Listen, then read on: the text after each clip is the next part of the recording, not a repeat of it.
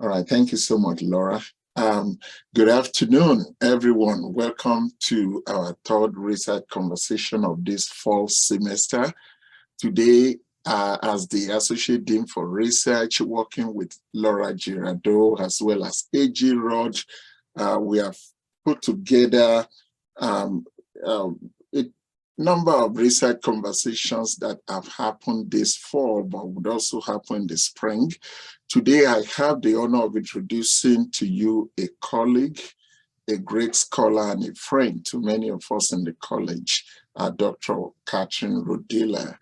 Katherine is an associate professor of educational leadership and associate dean of equity and inclusion for faculty and staff development in the College of Education. She teaches courses related to equity, social justice, leadership, and inclusion of diverse communities, families, and students in K-12 schools.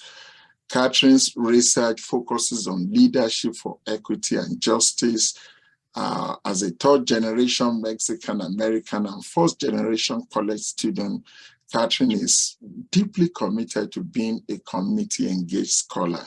Her work advances educational equity and cultural responsive education for marginalized communities, particularly low-income communities of color across the PK20 pipeline. She focuses on leadership for equity and diversity, and our focus has actually inspired 3 lines of qualitative research: diversifying educational leadership pathways in K-12 education, developing equity-focused schools and district leaders, as well as uplifting and centering the leadership of marginalized families and communities. Dr. Rodela is a graduate of Stanford University's Graduate School of Education, a former Fulbright scholar, and worked on research projects studying the civic engagement and leadership impacts of a childhood nutrition program in Peru. I just want to say something that maybe some of you may not know. Early this fall semester, Dr. Rodela was the principal investigator with Dr. Sharon Cruz as a co-PI on a $180,000 grant that was funded through the College Park of Washington's Education Equity Fund. That project will fund the Southwest Washington Leaders Advancing Equity and Diversity Program. This is a principal preparation program for aspiring school leaders of color in WSU Vancouver Principal Preparation Program. That project is a partnership with Vancouver Public Schools, and we bring about 20 graduate students of color to the program starting in January 2023. I said that because sometimes we look at some disciplines and we think, oh, there are not too many grant opportunities here. Katherine is a shining example of a faculty who can actually push back on that sentiment, as she has actually been very successful. And I do, as the ADR, I think that project will set Sharon up quite nicely for millions of dollars of grant to continue to do that work. So Katherine, thank you for opening just a wide career path for yourself through that project. So please join me in welcoming Dr. Katherine Rodela as our research conversation speaker today. Katherine, over to you, please. Thank you so much, Shola. It's very humbling and embarrassing at the same time. So thank you so much for introducing me. And it's so wonderful to see so many friends and colleagues and former students. I know folks will be joining as we continue on.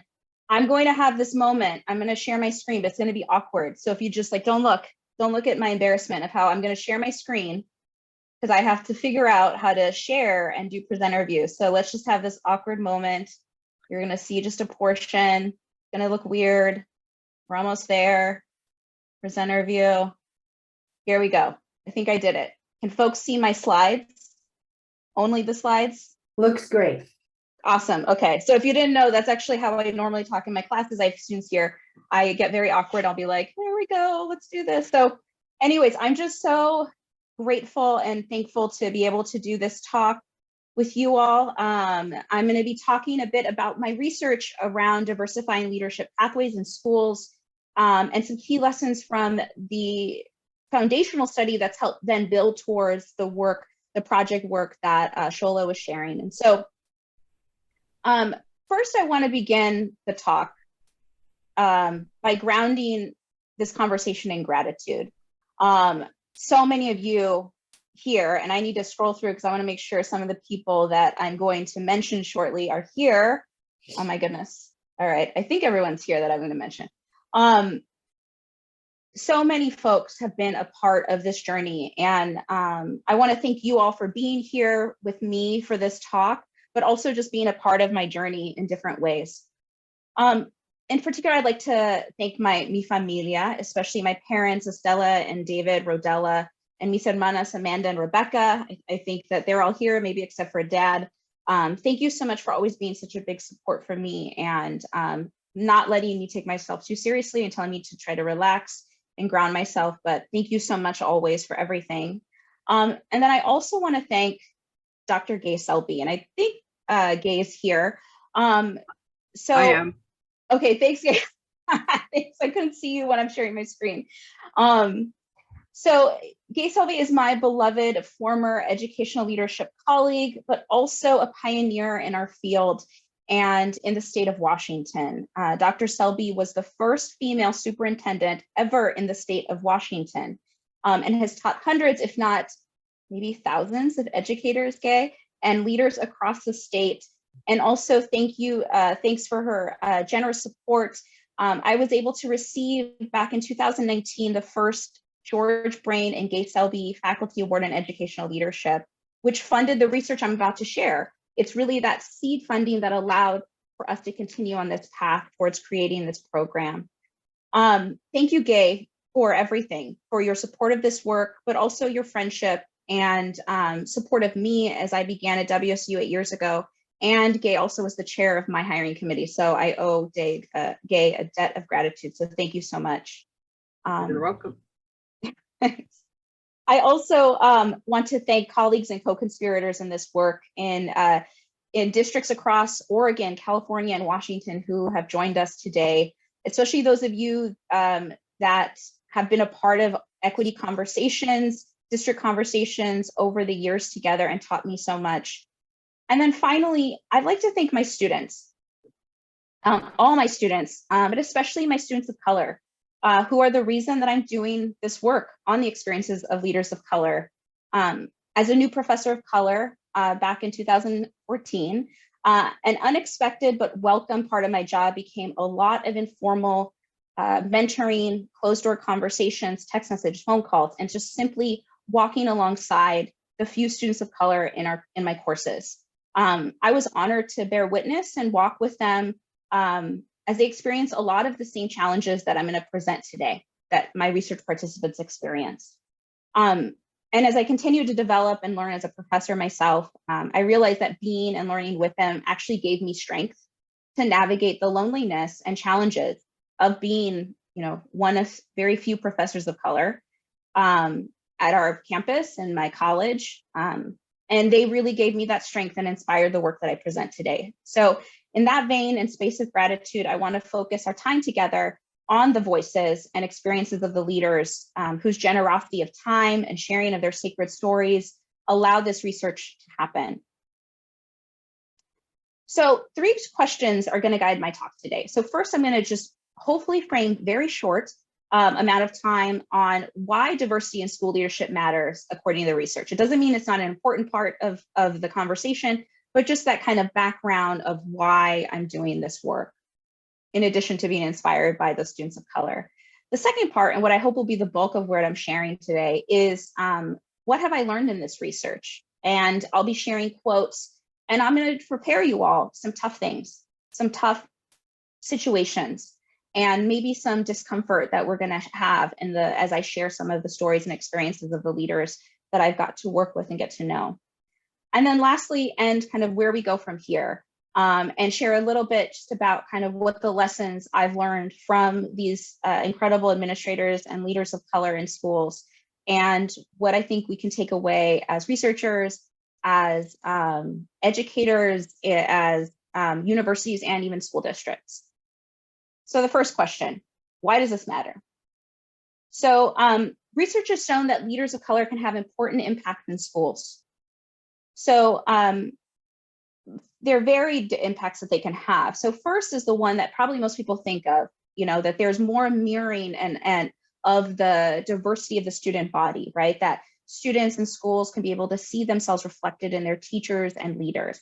And that certainly is powerful. And there's research, mostly qualitative research, that's looked at the way that these leaders can be role models and the ways that they can impact students, particularly minoritized students of color, or students from low-income backgrounds, sense of belonging in schools.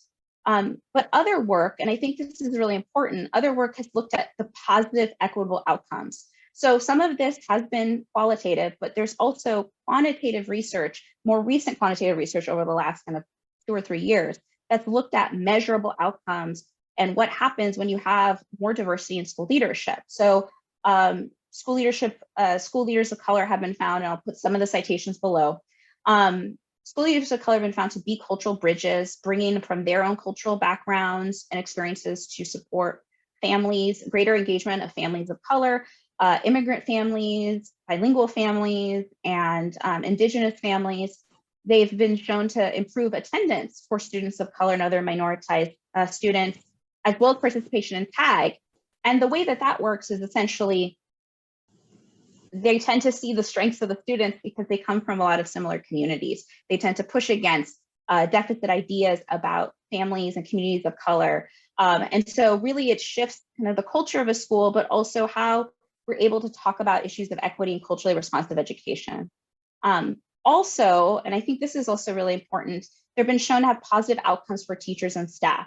So more recent research, really over the last 2 years, and a lot of this work has been published in a Wallace Foundation report about the impacts of principals broadly, but it has looked at the ways that principals of color may be seen as high leverage actors when it comes to teacher retention and recruitment, especially for teachers and educators of color, but actually they have been seen to support, and specifically Black principals have been found in the Midwest through these kind of large quantitative studies at the state level, have been found to increase retention and recruitment for all teachers, regardless of their race, so including white teachers. So it's just something that this is an area that needs further exploration, but also that it isn't just about cultural, representation and mirroring, which is important, but that there are these other positive potential impacts too. So let's get down to my research. What did I learn? What did I do?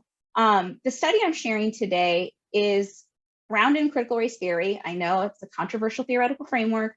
It's been used as a kind of boogeyman in schools and districts around the country. I actually do use it in my research. And I could talk more later if there's questions about how I used it, but I was guided by the tenets of critical race theory and grounding in the counter-narratives or experiences of leaders of color themselves.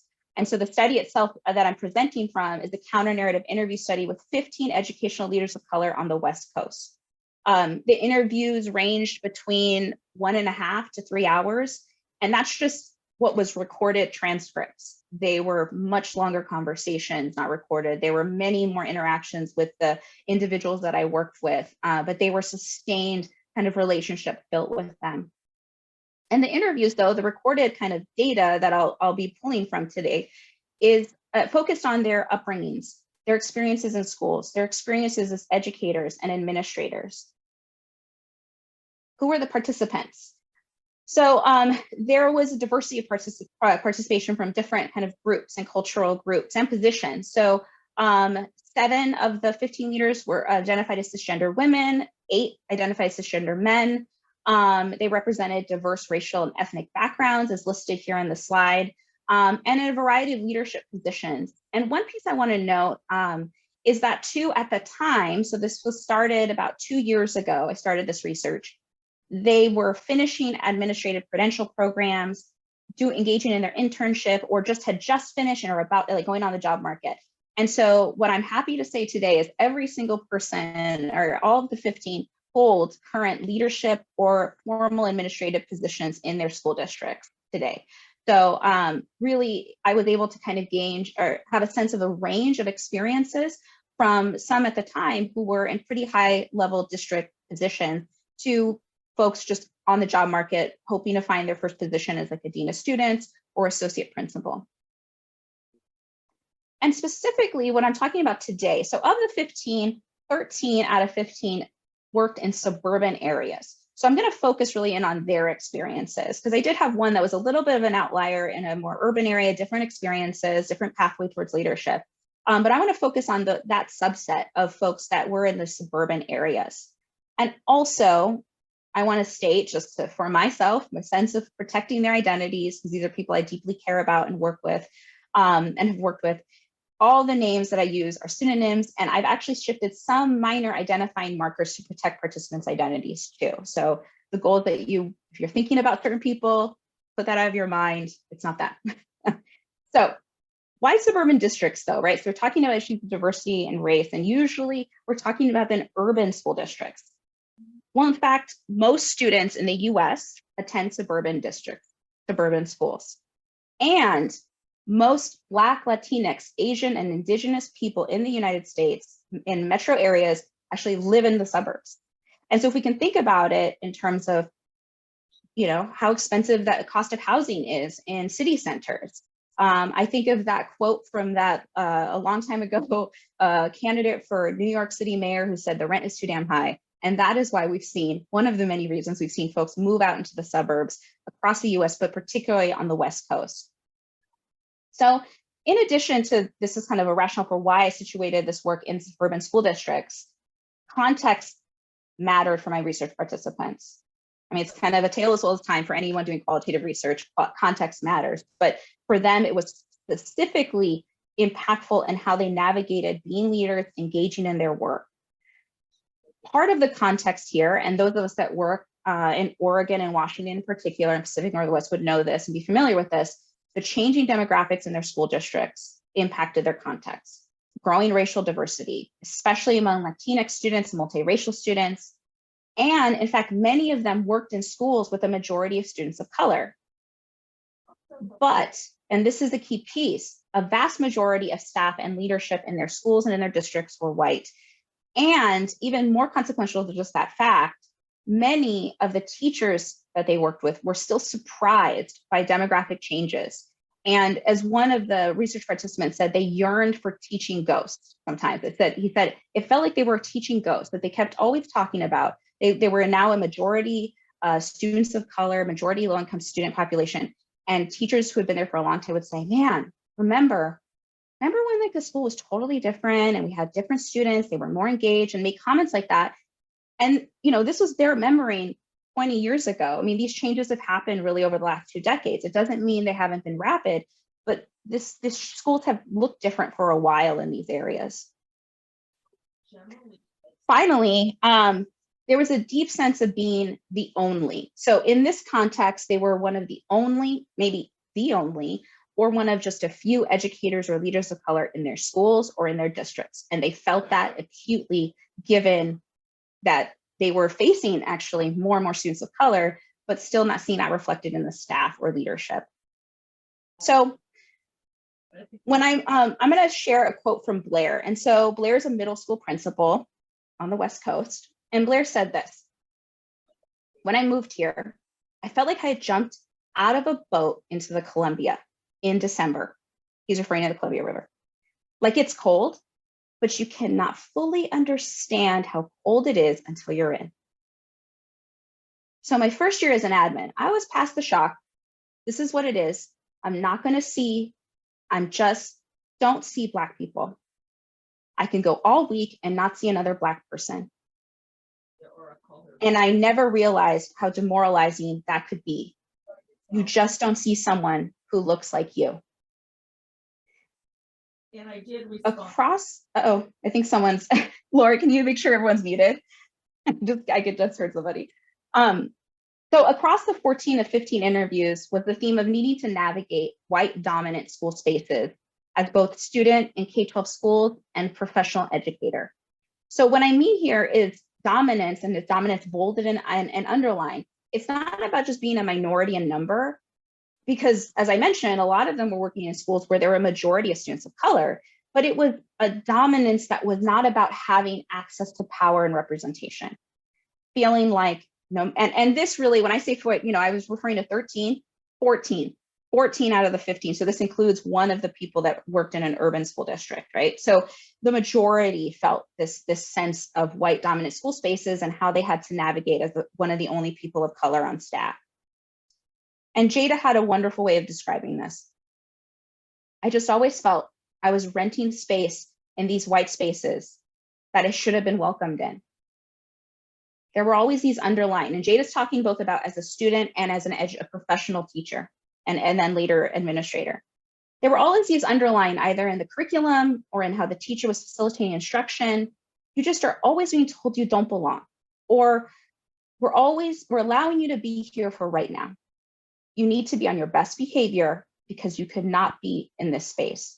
And she goes on, I think my whole professional life as a student, as well as an educator, and now as a leader, I feel like I'm being allowed to be in a space.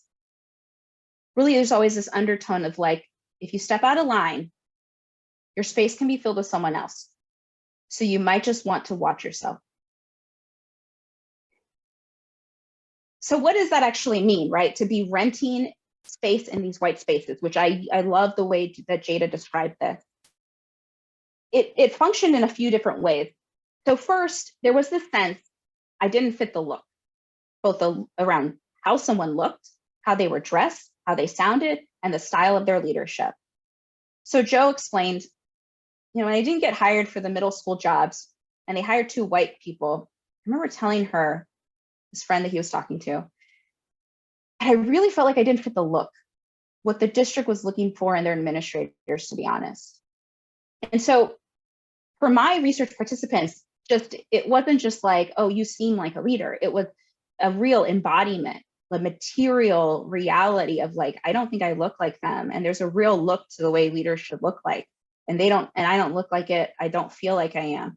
Now, what I noticed is that this was really more for the ones that have been leaders for 10 plus years. The newer leaders, the folks that had been coming out, that was shifting a bit. So that was a good sign. But for those that were principals or at district office, they really felt that was this kind of pressure to assimilate and look a certain way and act a certain way if you're going to get a job in this district or another district. Also, there were real microaggressions and direct resistance from families, and not just any families. They were middle class or upper middle class white families that they felt resistance from at different times. And so many of them talked about being very careful how you talk, how you behave, being very thoughtful. And of course, this is true for all leaders, right? I don't want to dismiss that, but there was this other level of like multiple consciousness, right? As W.E.B. Du Bois talks about double consciousness, and at that time, Du Bois was talking about it for Black men and Black people, but the sense of like always being aware of how you're coming across. And that was another additional kind of mental burden they had to take into account. But sometimes it was just right in your face. So I'm about to share something, and this is an example of something being right in their face. So Dominique, an associate principal at the elementary level. I remember being called. We have these walkie-talkies that they call the administrators on, and there's a need in the office, and there was a need in the office. There was a problem in the office, and we need an administrator, right? So I come down, I speak with a parent, and the parent says, "Oh, I'm sorry, they called you. I don't know why they called you. I don't need a janitor. I needed an administrator." And Dominique responded, "Oh, I'm sorry. I am the administrator. I don't know what gave you in my professional clothing that I'm dressed in that makes you think that I am the janitor, but I am an administrator. What can I help you with?" And the parent says, "Well, I want a real administrator." And so she says, in the interview, she reflects, I don't know how much more real you can get, right, than who she was at the time and who she is. So she kept this thinking process, right? That consciousness, the double consciousness, or maybe triple consciousness for her. Did that person mean I want a man? Is it about gender? Or did that person mean I want a white man, right? And that parent wasn't going and worrying about this later. That parent's not sitting with this, but Dominique is to this day, 10 years later, she's sitting with this still.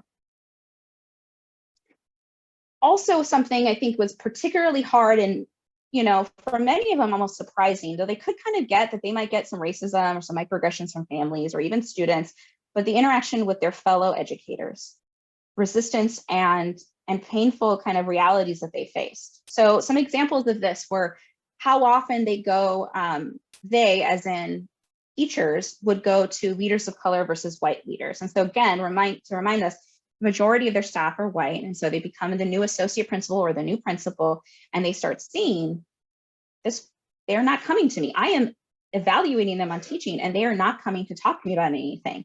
Am I being out, am I being kind enough? Am I doing what I need? Like, they're always second guessing and wondering themselves, but then really coming to a sense of like, this is what's happening, right? They're just not wanting to come to me. Also, they've noticed patterns in how they speak to them in meetings, questions or defensiveness. Okay, there was an issue on the playground and I have to navigate it with a paraeducator, but I want to make sure they're not defensive, but I know that they were being too harsh on this student versus the other student. How are they going to react? And this was really prevalent more for supervisors that they had, ignoring them, full-blown ignoring them in meetings, like just not even referring to them, talking to the other associate they have or to the other people in the room.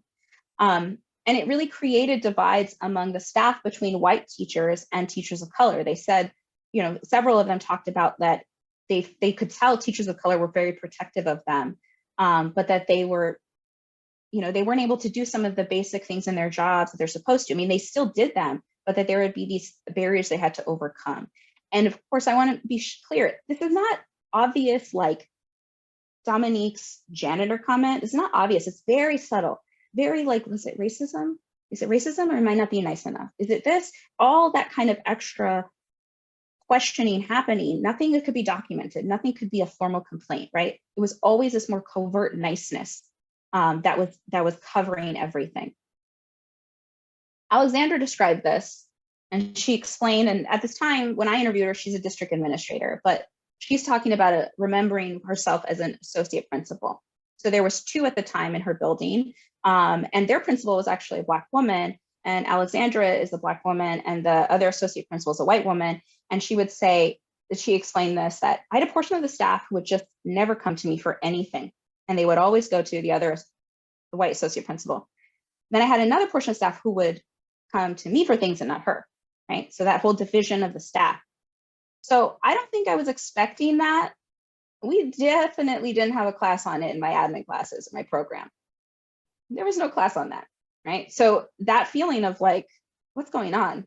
How do we put our name on, like a name on it? Alexander also shared that there were staff members who would not even go to the principal. They would much rather go to the white associate principal. So there are these moments of like, that's not normally how things work, but this is what they had to face.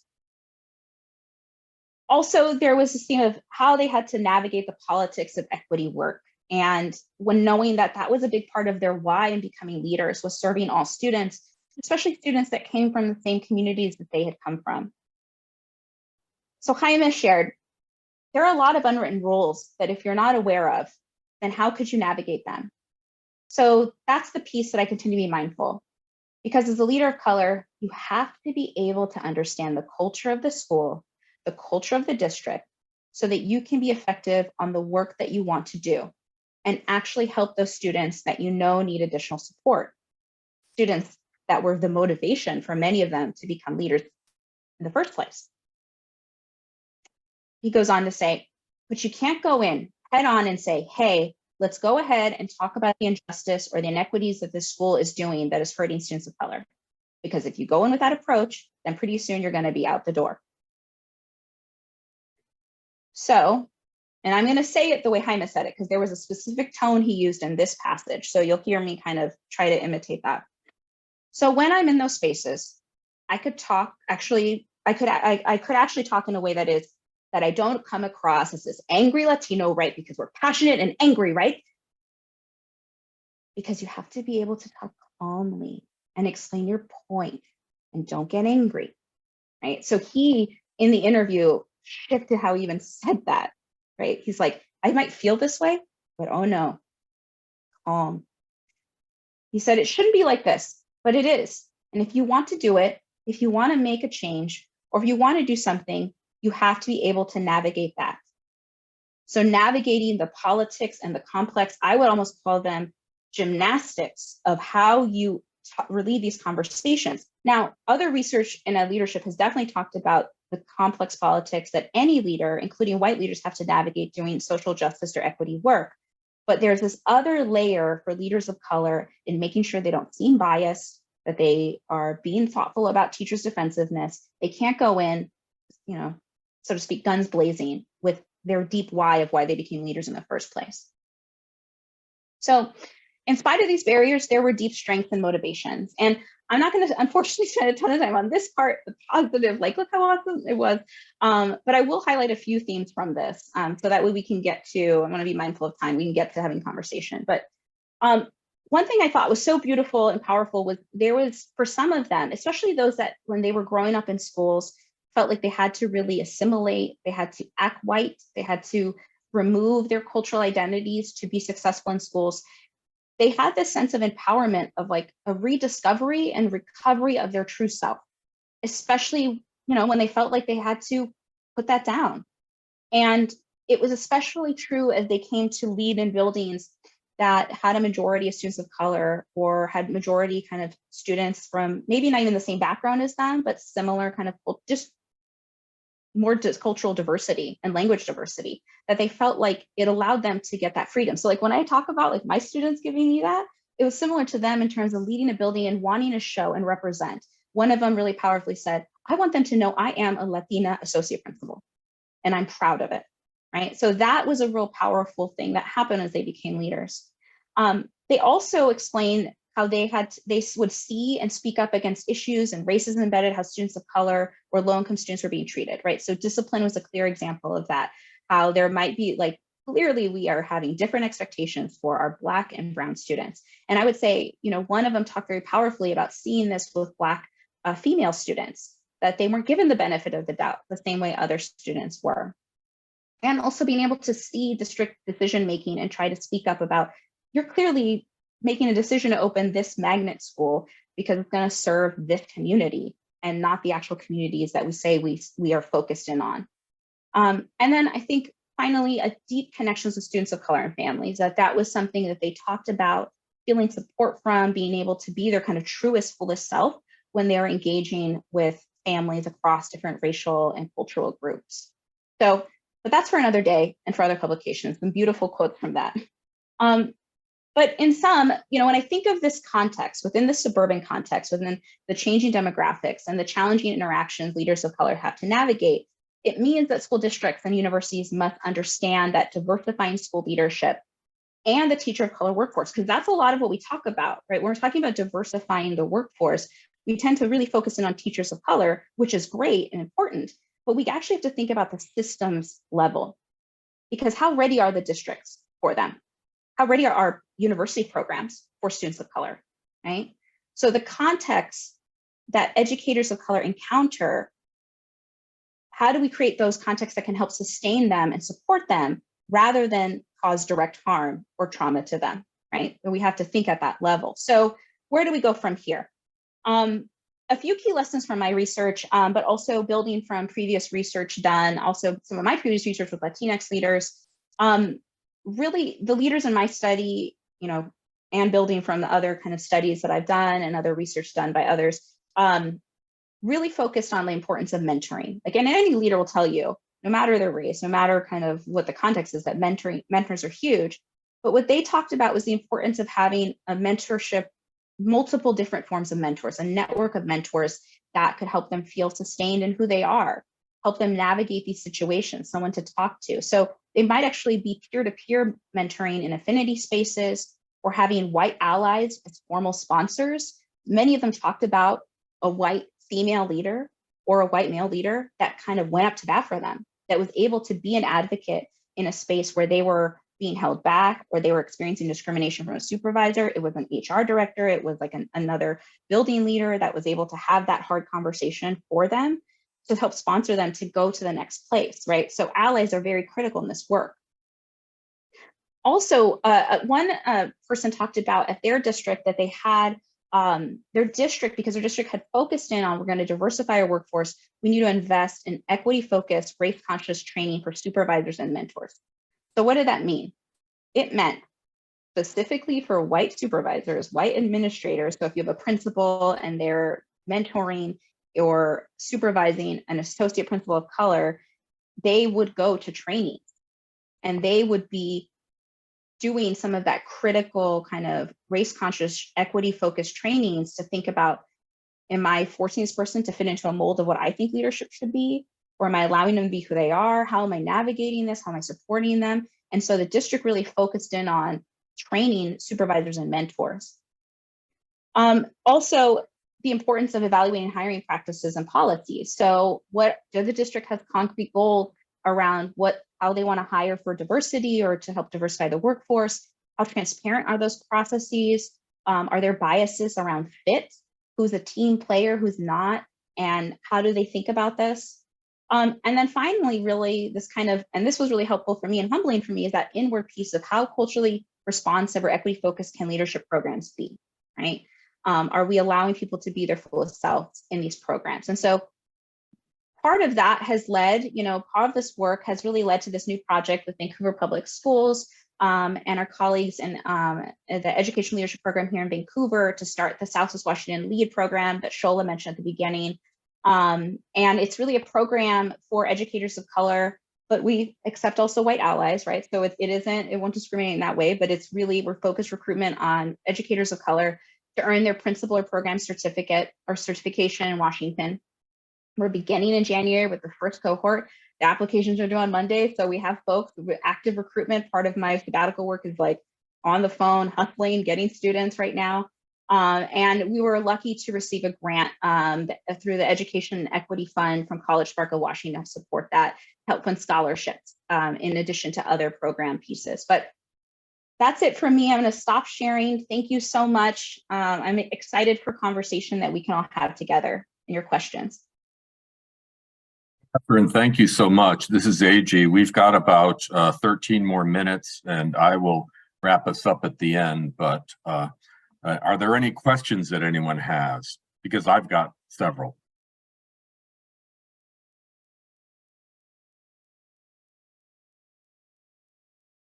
Okay, let me just ask you a question here. This is great, Catherine. Fascinating work that you're doing, and really much needed. I've worked a fair amount with principals and superintendents, especially in my past 2 jobs, and I'm wondering what is sort of the retention of principals of color and also the promotion. Oftentimes, principals will want to become soups, and they will then go and get a doctorate and things like that. How is that working? Or is it too early to tell with the groups that you study?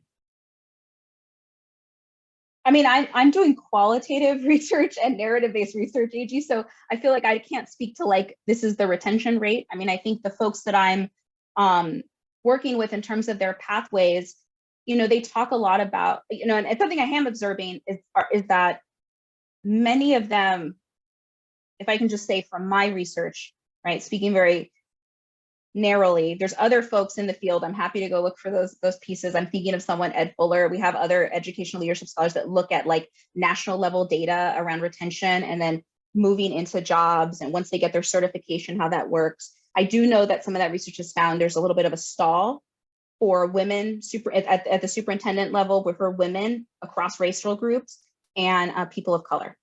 There's like a added cost. It's going to take them longer. They're going to have more qualifications. So I know that exists in the research. But my research, what I have seen are some folks stalling out at the associate principal role. Not stalling out. Some people want to always stay associate principal. So and that is a wonderful job, and that's what they want to be. But several of them talked about at the secondary level, at the middle school and high school level, that they feeling like their districts would just not promote a principal of color to lead a high school. And so we do tend, I mean, at least in my research of the small N of 15, there's this sense that that was something shared.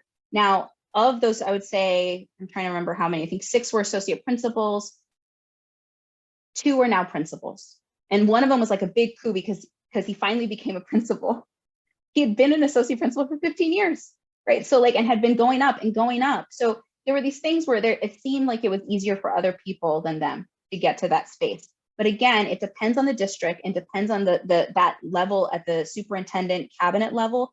And if they get buy-in with the board of like, this is a priority for us, we want to be intentional. We're going to create these pathways. So I think that, I don't know if that helps answer the question, AG. I don't have the like figure offhand, but I Yeah, know that there's yeah, complexity. that answers it very well. I didn't expect you to have figures. I thought maybe a sense of it though, but you really provided that.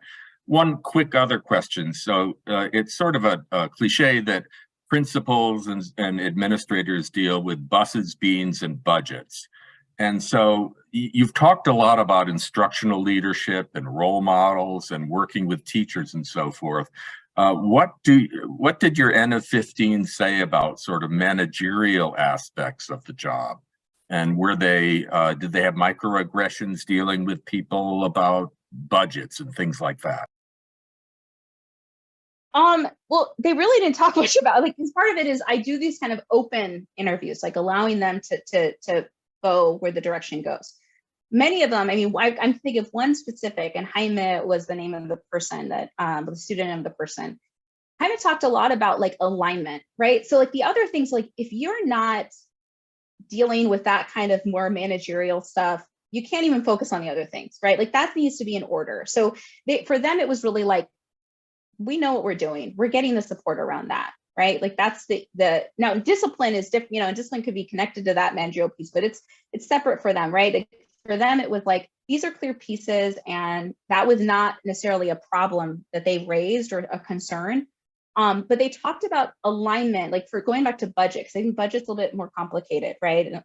Because his piece was, you have to have a clear vision, and anybody in ed leadership, and so is the folks that have been in those classes, vision, mission, goals, and alignment, right? So that way you can justify the decisions you're making around budget, right? That it's not just a budget willy-nilly you get to create and come up with, but that there's alignment to the goals, and that you have a clear vision around that. So Jaime talked a lot about that because it helped him deal with questions around decisions related to budget that were going on.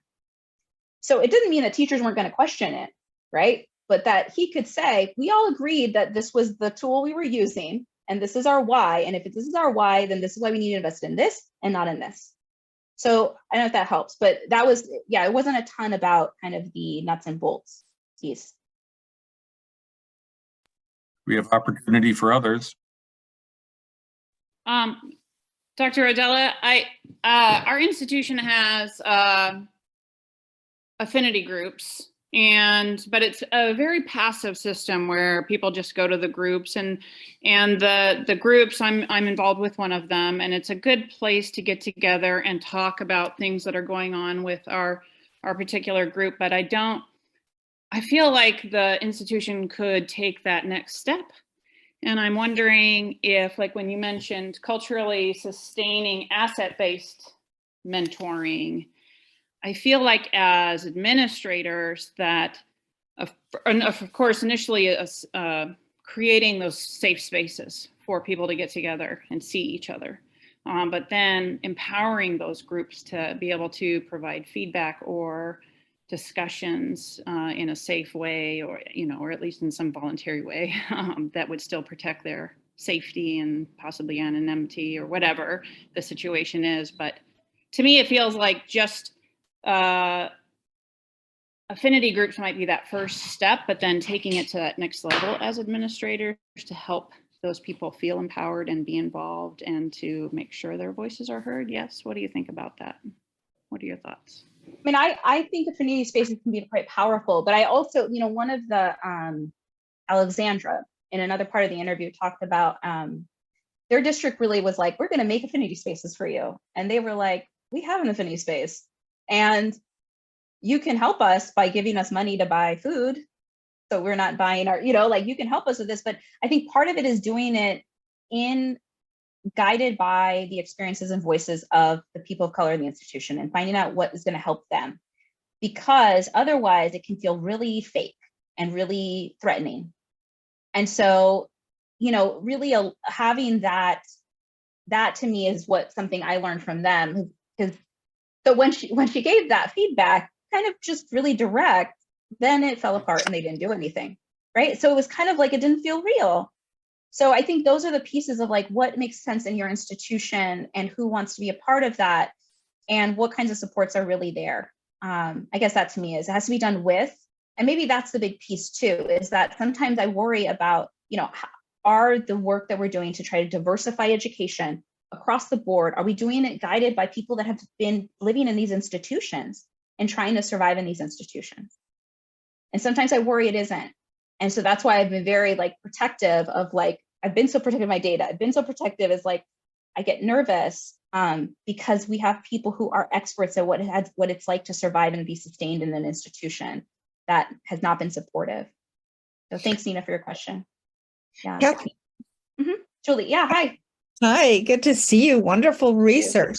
So I'm wondering if there was a difference kind of in the feelings of being supported of those leaders of color that had kind of a partner in their setting, because I know sometimes it just, if you're the lone Latino or Latina, or you're the lone person of color even, it makes it so much harder. So just wondering about, you know, if there are those experiences, if you had just even one true peer there.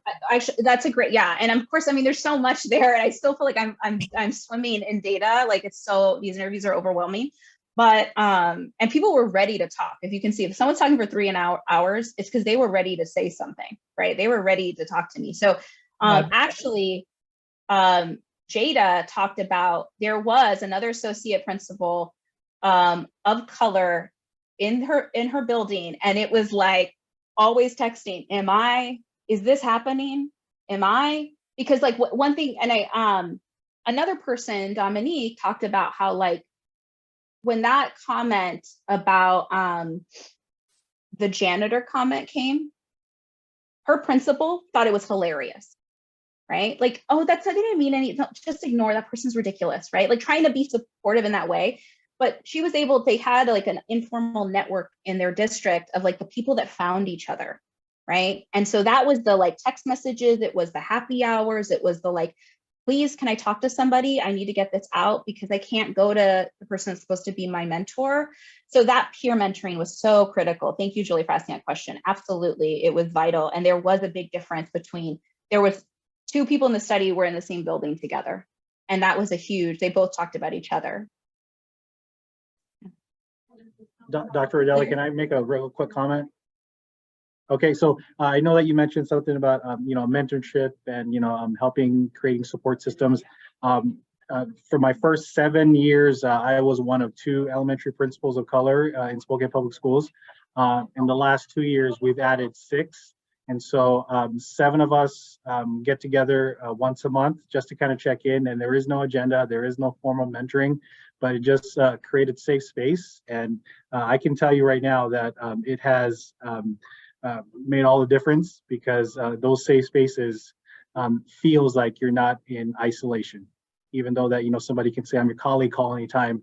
It's different when you have a safe space with the leader of color. And in fact, 2 more people from the surrounding areas have kind of joined our little check and connect once a month. So I just wanted to just applaud the fact that mentorship does work, and mentorship with other leaders of color kind of helps you kind of stay in the fight and keep doing what you're doing. So thank you for the research. Thank you, Larry. I appreciate it. And I've learned a lot from you too. I mean, I will say one thing, my colleagues here from VPS, I think Janelle and Bill who are here, something we've talked a lot about is finding like matching with folks in the program with leader of color mentors who aren't their supervisor, right? So part of the funding is to provide a stipend to those people who can do that. Yeah, I know we're almost at time.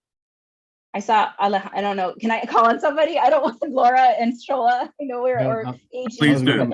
I was going to make a quick comment and observation. In one of the slides you had, that the principals felt like they had to navigate the political system and culture within that building. But I've been in that situation, a principal, and it's almost like you have 3 different entities that you have to maneuver and navigate through. So you have your fellow administrators, which is a smaller cohort that I think it would be easier to influence and help to change and evolve in the way that you want them to evolve. And that would have to come again from the top, from the superintendent and his vision for equity for that district. And then you have a bigger group, right? And that would be the staff members and the teachers, and that would be harder to navigate through and harder to influence, to change, because some of those people have been there for 20, 30 years, and that was one of the hardest groups that I found challenging to navigate through and to move in the direction that you want them to move as a leader. And then you got the community at large that is influenced by the demographics, right? If you have a lot of Latinx people within that community, then you can feel that they're taking in what you're trying to achieve in that school. But then you have the other group, the white group, that it's harder to maneuver through, and that those sentiments and feelings come out in meetings. Like some people were saying that, okay, I wasn't even talked to, or they would refer to the associate principal who is white, or in my case to my assistant principal who is white. So just a little bit more details on the systems and the different challenges that we face as minority leaders. Mm-hmm. Thank you, Alejandro. I think you're raising a good point about the structures and the different kind of, think of like what you're sharing is like an ecological model, right? Of like the different peoples and the different communities we navigate within one school, even just one school. And that's a great thing to add for your dissertation, Alejandro. I'm his dissertation chair. That's a good point. Let's have you write that. Anyways, AG, I want to pass it to you though, because I know we're at time, but I did want to, and AG, I don't know if you can close, but I will say if folks want to stay on or have questions, I'm happy to stay. But Laura and Shola, I know, have to leave, and other folks, that's fine too. But if other folks want to make comments, I can stay. I have time. Absolutely. Thank you so much, Katherine. So before folks do have to leave, I wanted to really thank you for a wonderful presentation, very interesting work, and lots of support to you in the future. This concludes the research conversation. Katherine will stay on, and I'll leave my computer open as a host, and go ahead and keep talking. Great. Keep going at it. Take care, everyone. Yep. Thanks.